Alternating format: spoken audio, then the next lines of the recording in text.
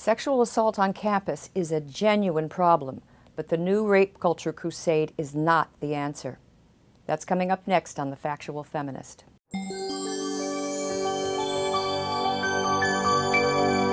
Now watch these protesters shout down a speaker. It's a shame that you're using tactics to silence people. We will not be silenced through violence. The speaker, a left-leaning anarchist concerned about police overreach, had once defended the idea of due process for those accused of sexual assault. Well, the rape culture activists were having none of it. They may think of their movement as progressive and world-improving. In reality, it's just the opposite. Professors at Oberlin, Rutgers, UCSB, they've been urged to place trigger warnings on class syllabi because they have books like The Great Gatsby or Things Fall Apart, which contain misogynist violence.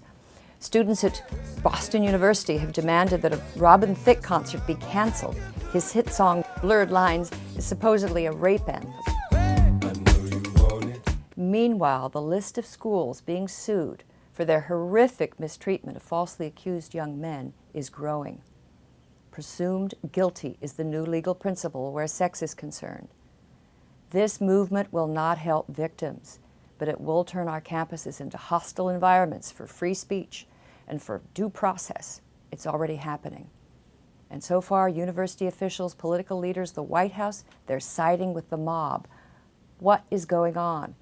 It appears that we're in the throes of one of those panics where paranoia, censorship, false accusations flourish, and otherwise sensible people abandon their critical faculties.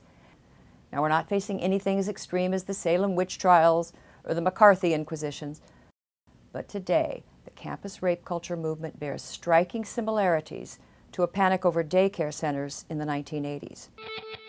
In what may become one of the biggest child molesting cases ever on record, 7 nursery school teachers were arraigned today on more than 100 counts of child molestation. In August of 1983, this anguished mother called the police and reported that her 2-year-old son had been horrifically abused in the McMartin preschool in Manhattan Beach, California.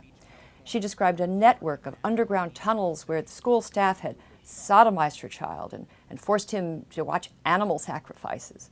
Well, the mother was mentally disturbed. Her story had no basis in reality, but the news media seized upon it, and paranoia about satanic cults became a national epidemic. Parents were on edge, too, because advocacy groups had been telling them that as many as 50,000 children had been abducted by strangers.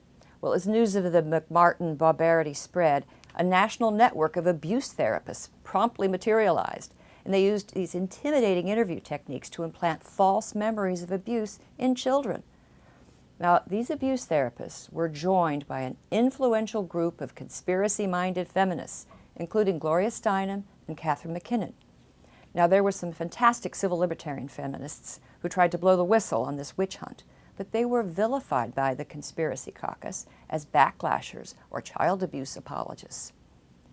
Today's college rape panic is an eerie recapitulation of the daycare abuse scare. And once again, the hysteria is incited by the constant repetition of a fictitious statistic. In this case, the claim that 1 in 5 women on campus is a victim of rape. 1 in 5 women are victims of assaults while at college. Once again, conspiracy feminists are at the forefront of this movement. And just as feminist psychologists persuaded children that they had been abused, so feminist activists have persuaded many young women that a foolish, drunken hookup was actually a felony rape. Now, some people say that these moral panics, while overblown, they do call attention to a serious problem. This is deeply mistaken.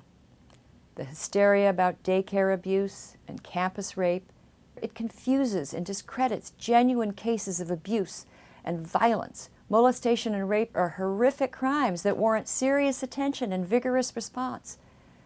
Panics breed chaos and mob justice. Please let me know if you have any ideas on what we can do to stem this rape culture panic. And I welcome comments and suggestions. And if you find this video useful, please share it and subscribe to the series.